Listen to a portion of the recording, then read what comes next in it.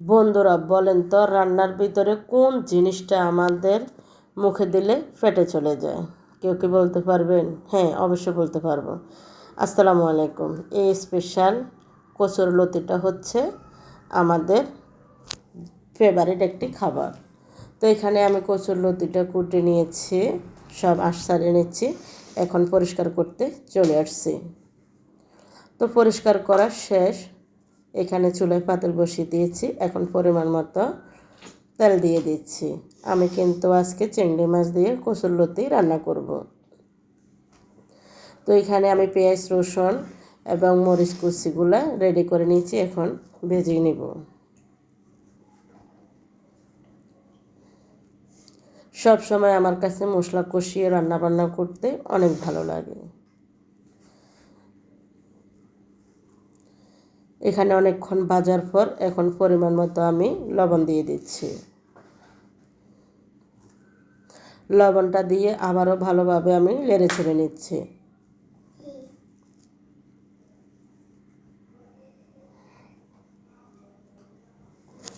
তো এখন একটু পানি দিয়ে দিচ্ছি, যেহেতু আমি মশলা দিব তাই না পুড়ে যায়।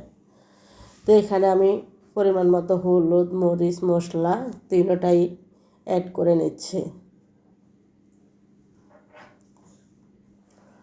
তো সেগুলো দিয়ে আমি ভালোভাবে আবারও কষিয়ে নেব।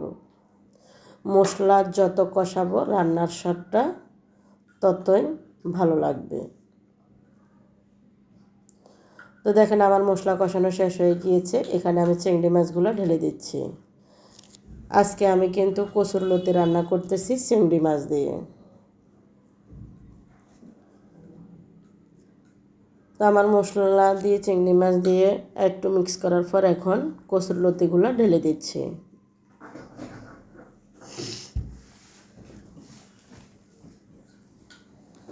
তো ভালোভাবে মিক্স করে নিচ্ছি।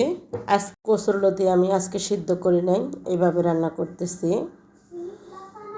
তো এখানে আমি কষানোর জন্য একটু পানি দিয়ে দিচ্ছি। তো পানি দিয়ে এখন আমি ভালোভাবে মিক্স করে ঢাকনা দিয়ে ঢেকে দেব। তো দেখেন আমার লতি আজকে কষানো হয়ে গিয়েছে।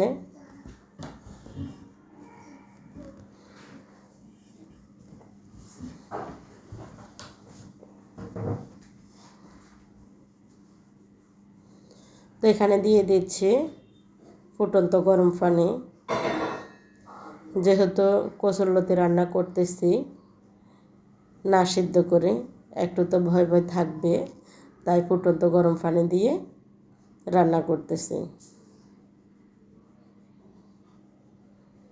বন্ধুরা কি আর বলবো, রান্না করেছি দুপুরে, এখন আপনাদের সাথে শেয়ার করতেছি।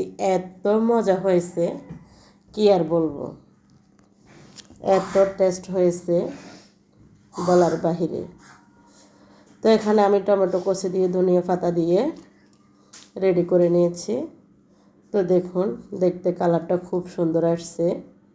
আর চিংড়ি মাছ দিয়ে কচুরলতি রান্না। এই কচুরলতিটা কার কার প্রিয় আমাকে একটি কমেন্ট করে জানাবেন। আর আমার ফেনী ডিস্ট্রিক্টের ভাষায় এটার নাম হচ্ছে কচুরলতি। কোন ডিস্ট্রিক্টে কী বলে একটি কমেন্ট করে জানাবেন। তো আজ এই পর্যন্ত, সবাই ভালো থাকবেন। আল্লাহ হাফেজ।